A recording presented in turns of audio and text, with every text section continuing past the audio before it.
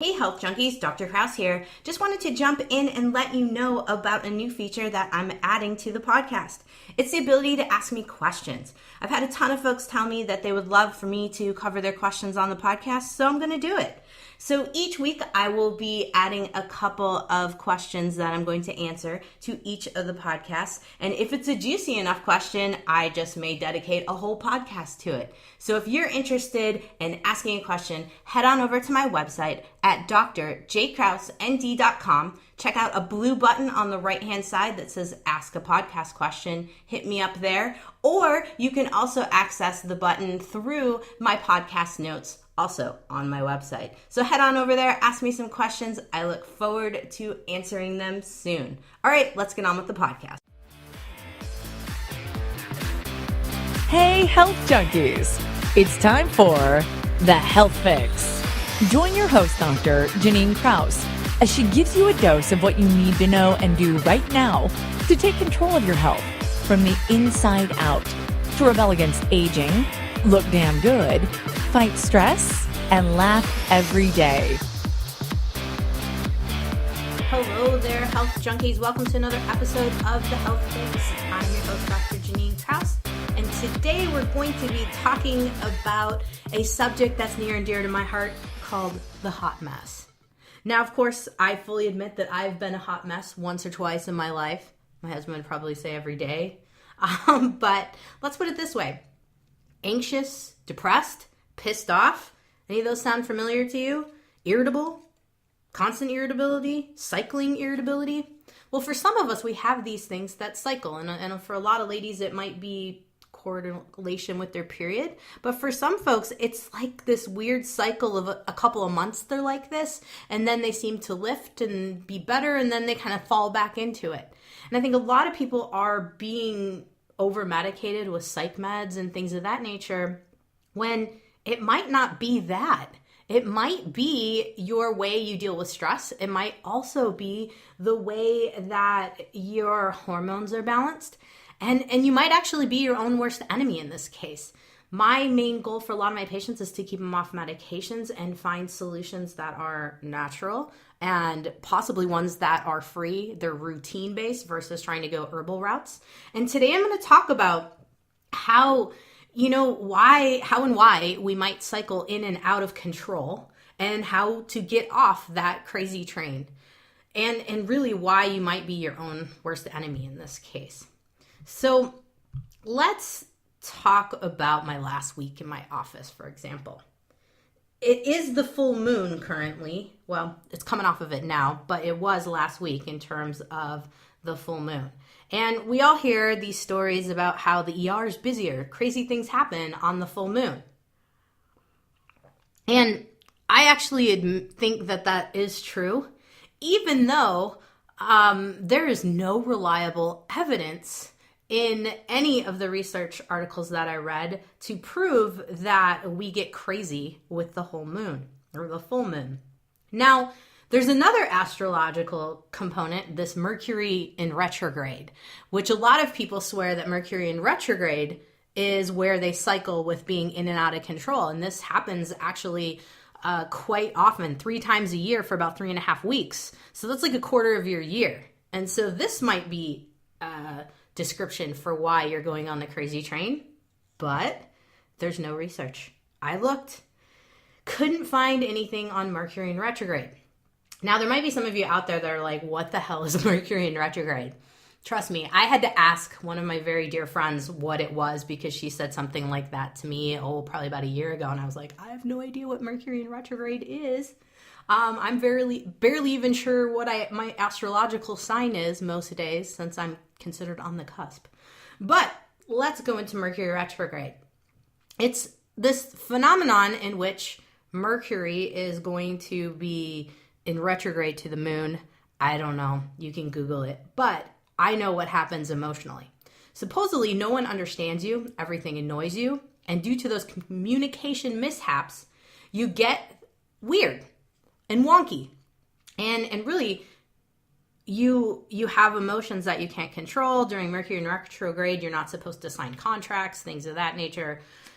That's all fine and good, but I mean, when it's quarter of the year, we got to figure out how to deal with this kind of stuff. We can't let these astrological movements change us. And, every time the full moon comes out, you can't be howling at it. We got to change this.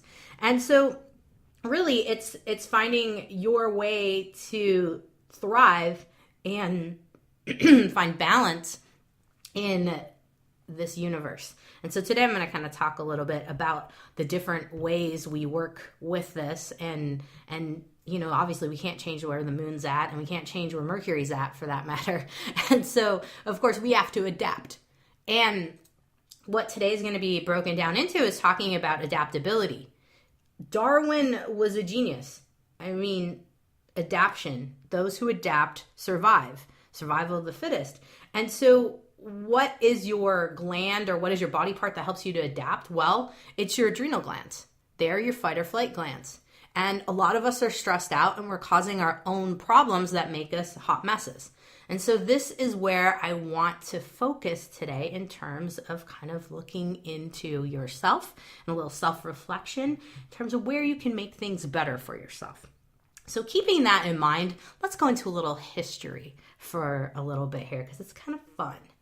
So I read an article from the Scientific American a while back, and I have quoted it at the end of my research notes or my podcast notes. So if you want to head over to my website at drjkrausnd.com, you can go look at those notes and take a little research break and look at the Scientific American article. But we had a Roman goddess that bore the name named Luna, and Luna is the prefix of the word lunatic. Now, guys, before you start to say that all ladies are crazy, guys get crazy too with the full moons, just saying. So Greek philosopher Aristotle and Roman historian Pliny the Elder, those guys suggested that the brain was the moistest organ in the body. And therefore, it was the most susceptible to the influences of the moon based on the tide. And so the idea being that your brain moves, and it can move and it can respond to the tide. Well, let's put this into a thought. Think about your fluid in your body, and think about your cerebral spinal fluid. You have fluid that's all around your brain. You have fluid in your spinal cord. If you're dehydrated, this brain of yours can't move very well. You might get a headache even. Could that be part of this lunacy or lunatic concept? Not just the tides. Or could the dehydrated brain be more susceptible to tide movements and pulls of the moon? I don't know. Deep thoughts to think about in this case. But one thing I find consistent among a lot of folks who are go, go, go, do hot messes, they're dehydrated. They're not drinking fluids like they should. And so, number one thing to do to not sabotage your own self is make sure that you are drinking enough water. Ideally, it's half your body weight in ounces. So something to keep in mind here, because if we're going back to the days of Aristotle, these guys didn't have fancy schmancy tests and things of that nature, but they had a lot of intuition. And a lot of us have poo-pooed the idea of intuition and poo-pooed the idea of what we inherently know what we might need to do, but also being in sync with nature. Now, yes, I'm a naturopath. Yes, I'm a little bit woo-woo. Yes, I'm a little bit earthy if you want to, or crunchy or granola if you want to think of it that way. But if our brain does respond to pressure changes, which we do know it does, and especially in the case of anyone who's had a traumatic brain injury, if you've had a traumatic brain injury, you are very susceptible to fluid balance. And where the pressures are in your body related to barometric pressure. We do sense weather changes. We just don't know it. Could this be a contributor to the lunacy effect? The lunar lunacy effect, as it was coined, or the Transylvania effect, as it was coined in Europe in the Middle Ages, which is kind of a fun little tidbit that I also pulled from that Scientific American article. And basically, this lunar lunacy effect is what's reportedly turned folks into werewolves and vampires during the full moon. So translate the idea of a werewolf and a vampire. And I guess you could say, in terms of a modern day vampire, and minus the biting people's necks and sucking blood, think about it in terms of being agitated at night. Think about it as being up all night. Think about it as having some severe insomnia. Werewolves, on the other hand, I like to think of werewolves as being more just agitated at night, wanting to fight at night. And if we go back to the basis of that, that's that fight or flight response being off. In previous podcasts, I've talked a lot about cortisol being our fight or flight hormone, but also being our sleep and wake cycle regulating hormone. Cortisol for most of us is being released in weird cycles versus high in the morning and low at night to wake us up and put us to bed. For a lot of people, we pulse it and it goes up and down throughout the day based on how stressed out we are. If you are not sleeping at night, you might have cortisol going up at night. And this could be that fight or flight response coming out in you, turning you into a werewolf. Figuratively. So something to think about here in terms of, were these ancient Greek philosophers and even into the Roman goddess days and all of that stuff, were these folks really kind of right on? Maybe we've turned it into humor and urban legends and myths and etc. But perhaps is there another pattern here that the researchers are not looking at? And that being our fight or flight response. Another big thing that your adrenal glands control is your electrolyte balance. So sodium, potassium, chloride, that is controlled by your adrenal glands. Our fluid balance, so sodium, in particular, water moves with sodium. Anywhere sodium goes, water goes. And so if we are not hydrated properly, right, we might have more problems around the full moon. And if we're not getting enough of our electrolytes in, so we're not eating properly or at regular intervals, we might be more affected by the full moon. I don't know. So something to think about. I think it's kind of interesting. Now, I have to argue the case in which there's been so much research out there, like seizures related to full moon, aneurysms, ER visits, even labor increasing the full moon. But there's still not enough correlation. And I don't understand why. I mean, women tend to have their period cycles with either the full moon or the new moon. And that's hormonal flux. So now I'm adding in another level of complexity here. Do your hormones flux with moon cycles? A lot of us traditional naturopaths and herbalists would say yes, of course, because like I just said, new moon or full moon with the period. Do guys flux hormones monthly? Yeah, testosterone does flux. It's not a steady pulse. And you can argue me on it, but men will have fluxes in their testosterone making ability based on nutrition, based on sleep deprivation, based on where they are with age. And there is a thing called man periods or male PMS or male irritability syndrome, and it's actually documented out there. And it's lowering of testosterone cyclically in a month. So kind of interesting there. Now, what I also find in my practice is that I've got a lot of ladies who are extremely estrogen dominant. So lots of estrogen floating around in their body. And where does this come from? Well, they might be eating too many sources of meat that are not clean.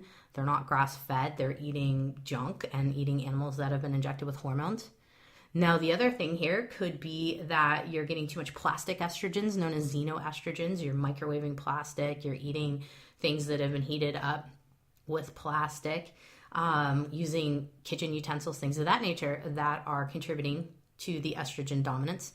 Also, a lot of folks don't think about this, but their Starbucks cups, their to-go cups, I mean, that's plastic on the top of there, and you're drinking a hot drink through there. You're getting xenoestrogens in there.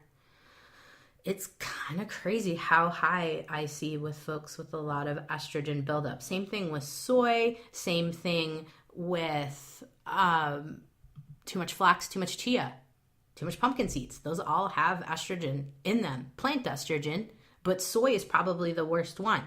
And those of you who are vegan, who are relying on vegan convenience foods for protein, such as like the vegan burgers and vegan chicken nuggets, you got a lot of soy in that stuff, and you could be messing with your crazy train on that. And depending on where you are in a given time frame and how much you've been eating of those sorts of things in a given time frame, you might cycle on and off the crazy train. Now, the other big thing is progesterone. A lot of ladies are low in progesterone because cortisol is made from the same precursors. And so if the body's in fight or flight stress mode, it's going to steal the precursors to progesterone to make cortisol. And what do we get with low progesterone? That's the crazy train.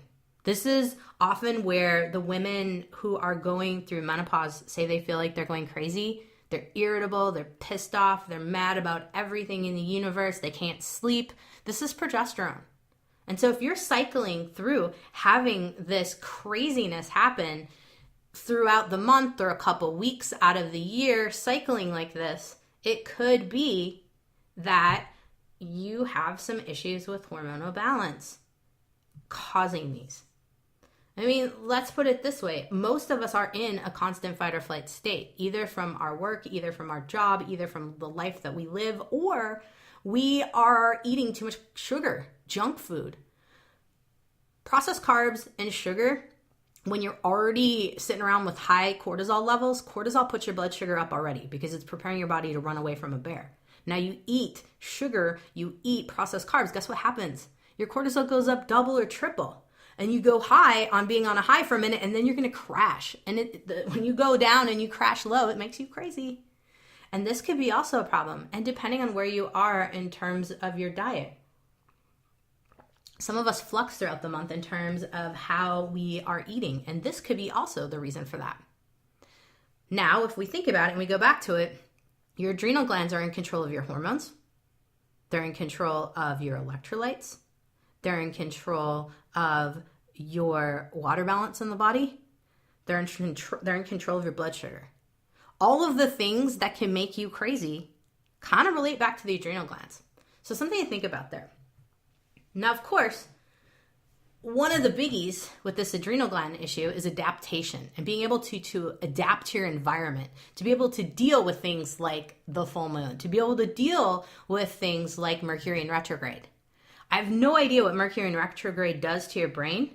I can get behind the tidal waves effect on the brain for the moon. I could totally get with that because if you're already dehydrated because you're in fight or flight mode, or you're overhydrated, that is a case in which some people drink way too much fluids, that could definitely be an issue. Unfortunately, it's more that we're dehydrated because too many people are hopped up on coffee, and coffee dehydrates you, and you don't account for the coffee that you drink and how much it dehydrates you. So something to think about there. Now, the other biggie, which I talk about a lot in my podcast, and I think it is a very important thing, and of course that's why this whole hot mess thing is near and dear to my heart, is because I see so many people suffering with it. And I too have had my fair share of issues dealing with stress. And I think the problem that a lot of us have is we're just so disconnected from our bodies that our internal radar can't even tell us what's good and what's bad. Like our brain might be able to be like, oh, I'm a bad person or I'm a good person, but it can't tell us if things are good or bad for us. I mean, I can tell you a situation in which I felt sick the whole day when I was going to sign some important papers for a partnership in a business. And I should have used that as this is a bad sign. And you know, this whole, oh, signs, woo-woo, whatever, our belly is our first brain. Our brain is our second brain. You have to listen to your belly, but I think a lot of it's listening to your body to be able to gauge, okay, what's happening on this level? Just doing like little sit downs and check-ins. So let's talk about these main areas where we suck at stress management as humans. Number one, schedule. We schedule the crap out of ourselves. I had a patient this week who told me that she's scheduling herself to the minute and actually like has a timer and reminder on her phone that tells her when she needs to be at her next place. So she's already going into multiple appointments going, okay, I gotta be out of here by like 3:15. And if I'm not out of here by 3:15, I'm gonna be late for my 3:20 appointment at the next stop. holy crap, no wonder you're in fight or flight mode. You've created this like insurmountable stress to try to deal and stay on schedule. So this is something that's huge for a lot of us, and we're going to go into that today. Relationships, including the one with yourself. If you suck at your relationship with yourself, if you have some serious, deep, like self-hate issues, or you're just not nice to yourself, you say mean things to yourself, this is stress. And this can contribute to imbalances in the body. Not to mention personal relationships with, your boss, your partners, your kids, etc., parents.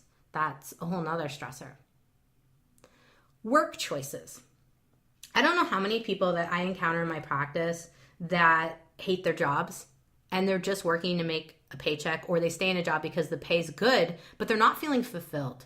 They're not feeding their soul. They're not aligning with their purpose.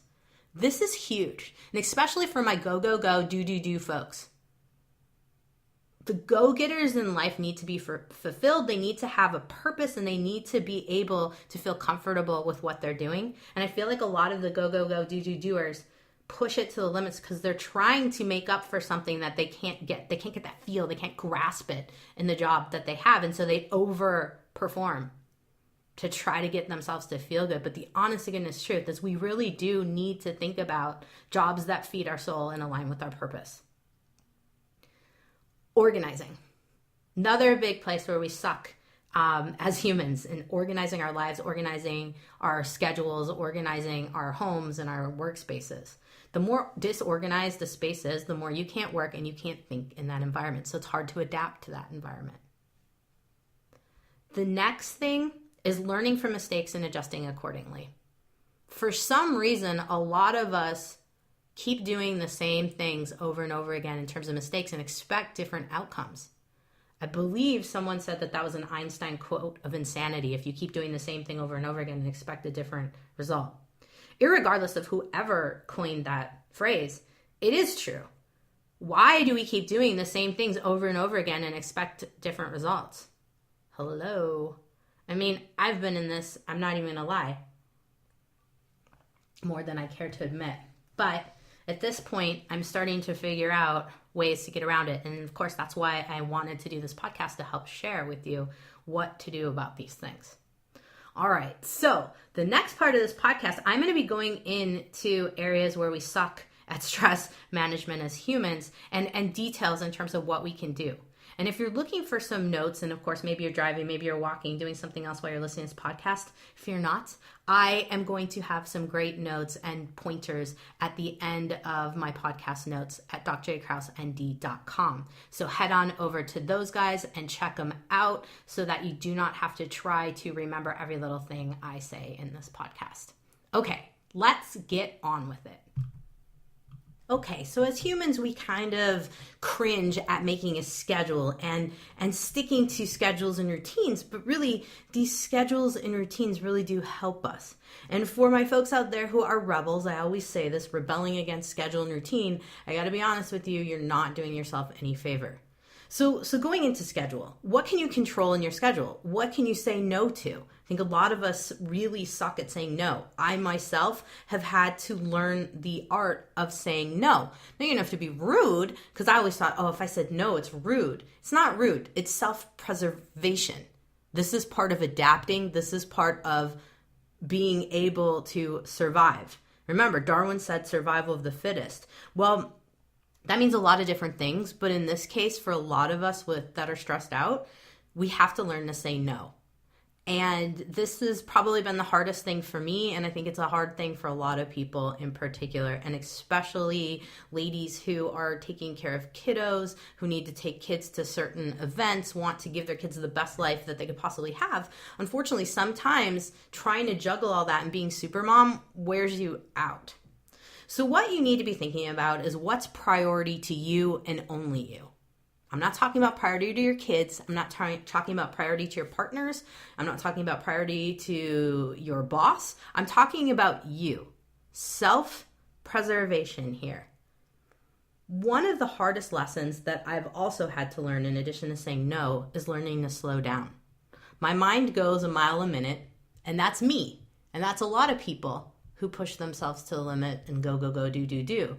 But part of all of that thinking and ruminating and whatnot, it wears you out. And it's really what makes you crazy and the hot mess that you may be or might feel like in cyclical types of patterns. And one of the cyclical patterns that I have people look at is busy times a year with maybe your kids, with maybe life, with maybe schedule for that matter. At my job, I'm very busy from the middle of the year to the end of the year.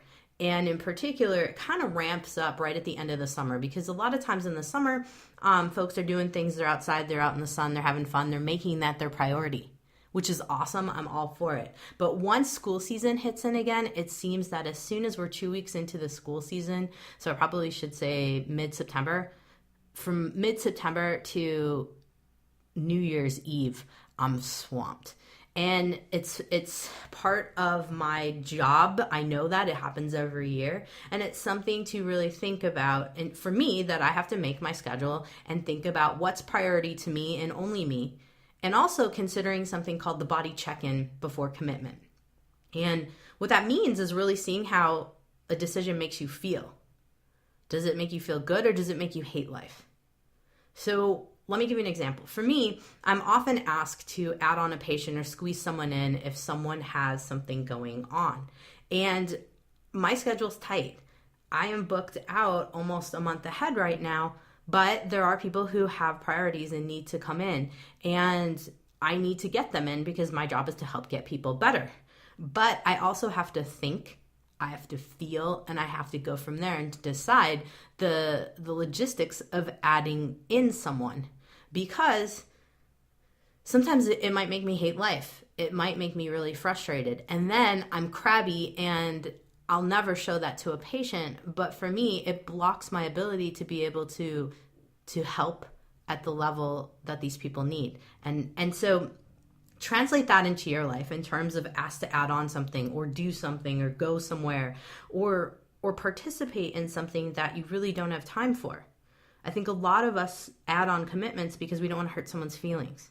And the only person you're doing is hurting, the only person you hurt in this case is yourself.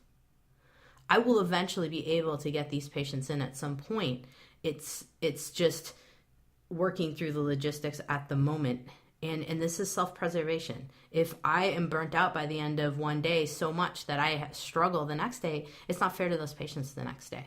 And so this is life, right? We have to figure out what is priority to you and only you, and how you feel about these sorts of things. When I say feel, I mean feel it to the core. This is a struggle that a lot of us also don't realize that we have. It's that we're not connected with our bodies. I can slow down, and if I slow down enough, I can feel how I feel about things, and I mean feel it inside, not just on a superficial level. A lot of us have aches and pains that come cyclically. A lot of us have emotions that come cyclically, and they might go along with adding too much onto your schedule. So think about that in terms of if you end up with cyclical hot mess syndrome, this could be you. Now, another problem that I see with a lot of folks is shortening their lunch times, their break times, or not taking breaks during the day. If you look at that, I always make the joke of folks who are smokers always get breaks. And they get to breathe too, because they take big old breaths when they're working on smoking, right? But as folks that don't smoke, we seem to work through that time frame and then go, oh, those smokers are always out there taking their breaks, blah, blah, blah. And we're kind of, hating on them. But honestly, they're kind of the smart ones, minus the smoking. They are actually stopping to smell the roses. They're breathing and they're taking their breaks. And a lot of us don't do that. I have taken a long time to learn that doing nothing is amazing. It's kind of like the art of doing nothing. And my husband is really good at it and has encouraged me over time. And you feel bad. You're like, oh my gosh, I should be being productive right now.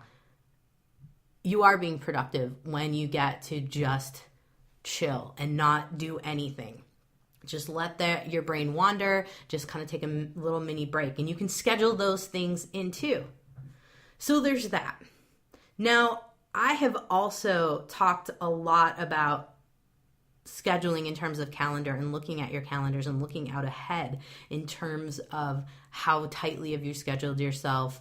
What have you scheduled for yourself to do? Well, for a lot of people, maybe you're not the go, go, go, do type, but yet you don't have a schedule and that stresses you out. Well, I highly recommend looking at your month, spending like one day a week, maybe on a Saturday in the morning, just spending time organizing what you're going to do for the month and when you're going to do certain things. I think a lot of us procrastinate and don't do things till the last minute, and that causes a lot more hot mess stress. I mean, it's tax season coming up here within the month when I'm doing this podcast, and that also tends to cause some craziness with patience and frustration. And so I probably beat this topic enough at this point, but the idea here is looking at your hobbies and commitments. Do you have too many of them? Who are you pleasing with your hobbies and commitments? Why are you trying to go to certain events? What's in it for you? Is it worth it to sacrifice other things like rest for a full social calendar?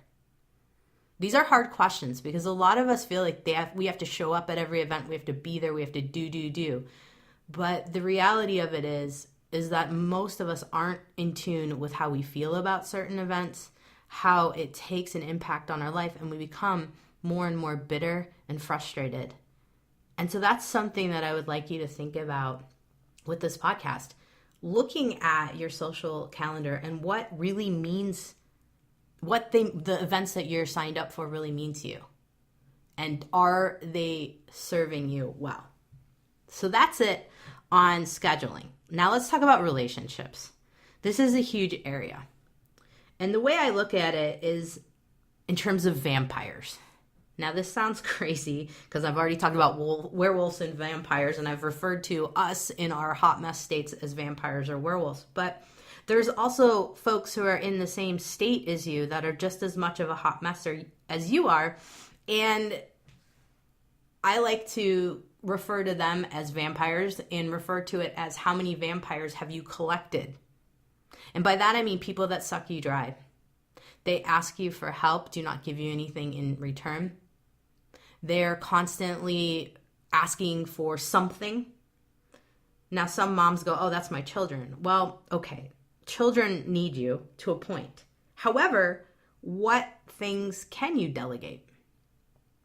I once was told that the most successful CEOs are those who delegate well. So delegating your duties well. Now, yes, that goes back maybe to a little bit of scheduling, but it also goes back to relationships. Let's put it this way. You might think that you're helping someone. You're being a good person. Because a lot of us have in the head, it's I'm a good person, I'm a bad person. And if I don't do this for that person, I'm bad.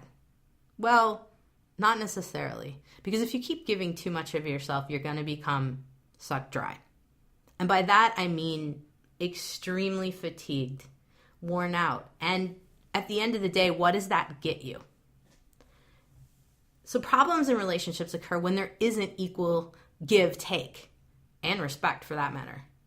So when you have a vampire in your life, they take till there's nothing more, and then they manipulate you to the point that it makes you crazy. And then with the manipulation, you know it, you can feel it, you sense it, it makes you angry, but you keep going back for more. Why? That's one of the things that I want you to think about in terms of your life. Who do you have in your life that's a vampire that takes but doesn't give back? A lot of us have them, and they're quite possibly the folks that make us crazy and cyclical in terms of when this person needs more and when they need less. And now I'm not trying to say that, taking care of your elder parents, for example, is not something you should do. It's making sure that you're able to get some help with it. And maybe if you're an only child like me, the way you do it is you delegate, you share time with family members to help you out with taking care of someone. If that doesn't seem to work, then maybe you hire someone to help you. Just something to think about. But the idea here, I'm not going to solve all your problems in one podcast, I wish. But the idea here is to really get you to think about what's a vampire in your life and in terms of the relationship. Now, there's also the possibility that you could be your own vampire. And by that, I mean, are you beating yourself up? What about life? Are you not where you want to be in life? What about your weight? I think this is a super common one in terms of the females that I see in my practice. I think it goes something like this. I used to run when I was in my 20s, and now I can't run anymore because I'm tired, my joints hurt, I don't have time, and now I'm getting heavier. And I try to go back to running, but it hurts too bad. And now I just keep getting bigger. Sound familiar to anyone? I hear it a lot. And it's sad because running's one thing, but the running for you was your escape, right? We're still animals. We like to run because we can think through stuff and we can escape a little bit, and it lowers our cortisol. There are other ways to exercise off this stress that we have. A really good friend of mine was talking about having a business where you teach folks how to manage their stress through exercise and how to manage traumas through exercise. I think it's a genius idea because I think a lot of us are misguided in what exercises we need to do. And we're also, in terms of females, and some guys too, but in terms of females, we are focused on weight loss. Everything has to do with, I want this type of body, I want to weigh this. And we're on this unrealistic thought of what we need to be to love ourselves. And I think this is something that is huge. So, are you your own vampire? Are you sucking yourself dry for a specific reason? A lot of times it's really basic things that happen to you throughout your life, and you're allowing to happen to you by relationships, or you're allowing to happen yourself. For example, I'll call myself out in terms of some of the vampire things that I have on myself. I love to take care of people. I love to try to help people. I love people to feel good. And in my quest for that, I give a lot of myself, and a lot of times I don't get anything back. And part of the reason I wanted to do this podcast is because this week was a real rough one for me in my practice, because I have a lot of patients that I give a lot to, and when things don't work out well, like for example, I don't get the right treatment, and listen to me right now, I said I don't get the right treatment. I didn't give them the right plan. Okay, so I'm blaming myself for why someone's not getting better. I do it a lot. And so I suck myself dry, trying over and over with relentless ideas of how to help people and brainstorming, when in reality, it might not be 100% me. And I have some patients that have not 100% been willing to accept that it's not 100% me. And that's hard. It's really hard when you're trying your best and really working with folks, and it comes down to me beating myself up at the same time that the patient's looking at me and saying, it's not working, what else you got for me? So I often am my own vampire in that case. I often will say I've screwed things up. I just don't know, I suck. What's wrong with me? I'm a terrible doctor. And when in reality, it's not that. It's just the circumstances of events, and we haven't gotten to the bottom of things. So now, of course, I don't expect all of you to be doctors out there, but it's the same thing in terms of your life that, what is it that you might be sucking yourself dry about? For a lot of people, it's, I'm really terrible at relationships, or, I just can't get my weight down. I can't seem to be active. I can't seem to be healthy. Okay, there's those things. There are ways to get around that.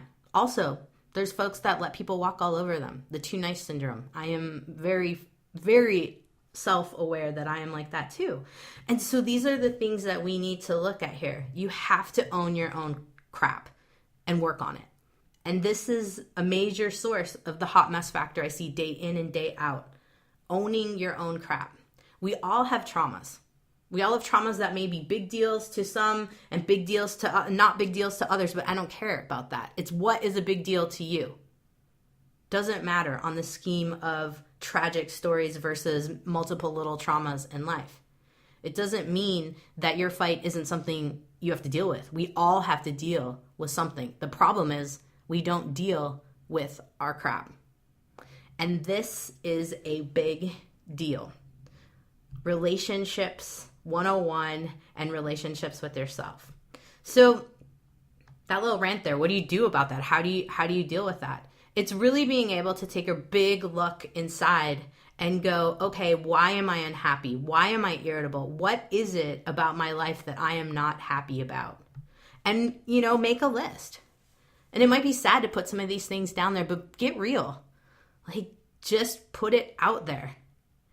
And from there, once you've got it on paper, now you've got a list of things that you can work with.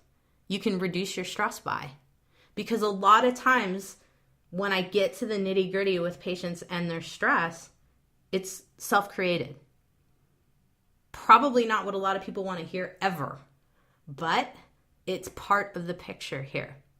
And really, like I said before, how you deal with your own self has a lot to do with reflections in relationships and things of that matter as well.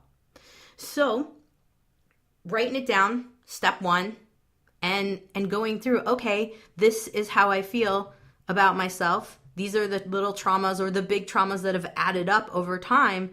And this is what shaped me to be the type of person I am. Then once you've owned that and you've got it on paper, how are you going to fix it? And starting with the ones you can fix first and moving from there. And perhaps maybe you get some help with counseling. A skill-based counselor is what you want to look for. Someone who's going to give you skills, not just talk therapy. I don't think talk therapy works very often. Sometimes, but skill-based therapy, absolutely.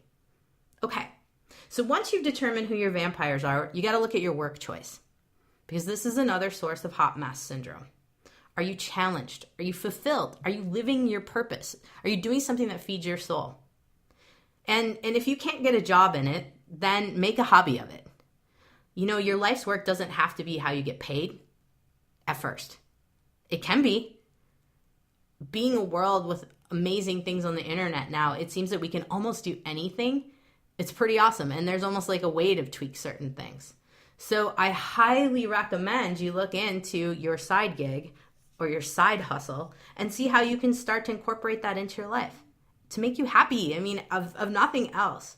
I think so many people throw themselves into a hot mess because they hate their work, they hate their work situation, and they feel like they have to just slog through it because there's nothing else to do, or they hate their work environment. Well, shoot, you can change your work environment. Most people have a desk or some little space. You can put up little pictures that make you smile. There's little things. Everyone can do little things, even if you don't even have your own desk. Maybe you have a locker. You could put stuff in your locker that makes you smile. I mean, there's ways to get around this. But the idea here is really thought-provoking is what I want here, is surround yourself with what makes you happy in little ways. Do little things for yourself that make you happy. So the next step here in terms of work choices would be to go, okay, what do I like to do? What are my hobbies? What makes me smile? What makes me just glow? Okay, and if you have that there in front of you, what is realistic about incorporating that into your everyday life? There's lots of things you can do. I actually had another conversation this morning with one of my great pals, and we were talking about how to make my life or my house or my office, not my life. Well, yeah, that too. It totally goes into all of it. But my office, how to make my office my happy place. And she knows I love the beach, and she was talking about making a little sandbox for my feet where I can kick my shoes off and stick my feet in the sand during the day. Dude, that sounds like, amazing. I want that. I want a little mini sandbox. So we're going to do it. I have shells already on my desk. I have shells pretty much all over my house, trying to be in touch with the beach day in, day out. But the point being here is, like, you could get shells if you like the beach and put it around. I've got a picture of the Cayman Islands just off to the left of me. I'm looking at that blue water and it's like, oh yes. And I can imagine myself sticking my toes in the sand. So the point being here, like I said before, is what can you do? Little things to make yourself happy throughout the day. Just little tiny things. And it goes a long way. And if you can't find anything that makes you happy, then I think I'm going to have to do a new podcast on that. And so, challenge to you. If you can't find one little thing that makes you happy and makes you smile during the day to just make your day go a little bit better, make a comment. Send me an email. I want to hear about it, and I will come up with a whole podcast dedicated to figuring that out. All right, organization. This is a really big factor too. because well-oiled machines keep you chill. This is home, this is work, this is life. You got to declutter. That's number one. You get too much crap lying around, it's going to stress you out. It's going to occupy your brain with areas of it just associating to all the different clutter, and it's not good. Organization is key. And routines, like I mentioned before, dialing in routines at home and systems. Systems for everything, a place for everything, so that you don't have to remember where you put your keys because they always go in the same place. You don't remember where you have to put your wallet when you come in the door because you always put it in the same place. Same thing with your shoes, etc., etc. This is organization. Same thing with remote controls. That seems to be the biggest issue at my house with TVs. Now we put them in the same place every time. Guess what? We don't lose them. So keeping that kind of thing in mind, especially with your kids, because I feel like if you have kids, they lose stuff. And if they have systems, then you're less stressed too. Little tidbit. Same thing at work. Systems. At my work, I am creating systems for everything. I almost have things dialed in. If there's a couple things I haven't worked on, it's because it's part of the process. And that's a good point to keep in mind. Sometimes systems are ever evolving and you keep making them. So there you have it with organization. Now, making changes when there are mistakes. This is a big area where you feel that things don't go well and don't run well in your life. Change them. You have the ability to be able to change things.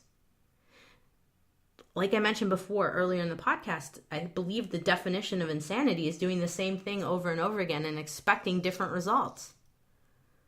So for example, for me, not overloading my schedule if it doesn't benefit me. If I have to skip lunch and I'm going to be hungry, there's no other time for the day for me to eat, I'm not going to be happy, because what's going to happen is I'm going to be starving, and by 3 or 4 o'clock, I'm going to have to shove something in really fast. Otherwise, my brain's going to go. Patients are going to not be so thrilled with me because I'm not going to be able to think well. And then when I get home, I'm going to turn into a bear and eat all the food in the kitchen. That is what happens. So not overloading your schedule if it doesn't benefit you. Other thing, for me, if I look at what I want in life, I love the summer. I love sunshine. I will adjust my hours to enjoy more sunshine and being out. So reduced hours in the summer if you can do something like that, or switch your hours. Work later into the evening, go in late, or switch it so that you work earlier in the morning and you get done earlier in the afternoon. I don't know, longer vacations. Something like that. Taking 3-day weekends. If you don't have a ton of vacation time, take 3-day weekends throughout the summer.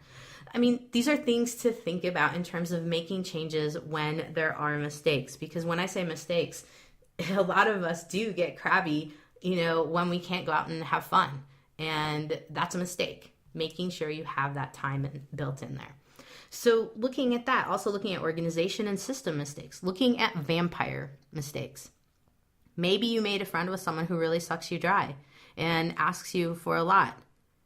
If it doesn't feel good and it doesn't feel like you two are gelling, cut that person out, don't do it mean, be polite and be like, hey, this isn't working for me.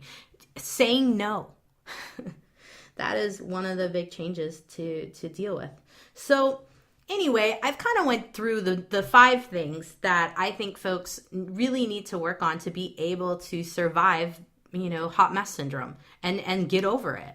So schedule number 1. Number 2, relationships, especially the one you have with yourself. Work choices, finding something that aligns with your purpose or just feeds your soul. Organizing, absolutely key. Creating systems. And then learning from your mistakes and adjusting accordingly. Now, I gave you a few types of things that I've worked with, but we all have individual types of mistakes. And maybe they're not necessarily mistakes, they're just things that don't work well for us. Work on those things. You absolutely can manage your stress. You can live the life you want. You can eat balanced foods. You can work on helping with hormones. You can, realistically, there's ways to balance all of this. You can pre-treat yourself prior to full moons if you suspect that you cycle with craziness around the full moon. For ladies in particular, if you have pretty bad PMS and you get your period with the full moon, increasing vitamin D and magnesium-rich foods mid-cycle is huge. I have people do that from mid-cycle to the start of the period. Same thing with connection with nature. I think a lot of us, part of the reason the moon might cause us to be a little crazy is the body's like, hey, you haven't paid attention to me and put me in nature for a while. It's kind of one of these calls back to nature. Maybe we turn into vampires and werewolves because the body's trying to call us back to nature. I don't know. Before I get too woo on you, I really do think that being out in nature, whether it's a little hike or whether it's even going out in your front yard, taking your shoes off and walking around in the grass, they call it earthing. That kind of stuff can be huge to help you to be grounded again. And even going and playing on playgrounds. Sounds dumb, but it's one of my favorite pastimes with my husband and dog, to connect as being a kid, but also be outside. Heck, do it during the full moon if you want to help work out that crazy.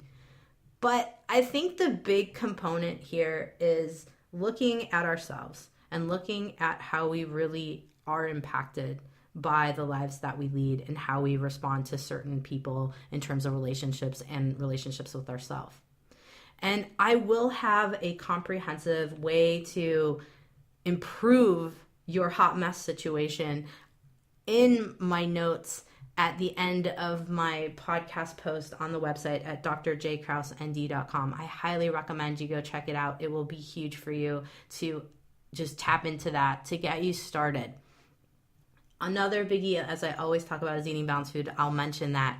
And for hormone support, seed cycling. It's a great way to use whole foods resources to help to balance your hormones. And especially thinking about herbs to help with balance your stress hormones, especially holy basil, ashwagandha, rhodiola romania. These are great herbs that can be extremely useful to chilling out your nervous system. So I have talked a little bit about hot mess syndrome and ways that you can manage it. I hope that you learned a thing or two, or at least instead of learning something, it's just got you thinking about ways to help you to work on balancing you out so that your brain doesn't become broken and you can survive this crazy thing we call life. Alrighty, you've survived another episode of The Health Fix. I'm your host, Dr. Janine Kraus. Have a great day, whatever you're doing. Thanks for tuning into The Health Fix, the podcast all about taking control of your health, rebelling against aging, and having fun every day. A lot of patients ask me, do you think I'm aging too fast? So I created an evaluation checklist for you to see for yourself. Plus, I created a resource guide to help you slow down the aging process right now. You can find it for free on my website, drjkrausend.com. If you like this podcast, help get the word out to others by liking it and rating it. If you'd like more natural health tips and want to join our Facebook community where I interact daily, click on the Join Group button on our website at drjkrausend.com.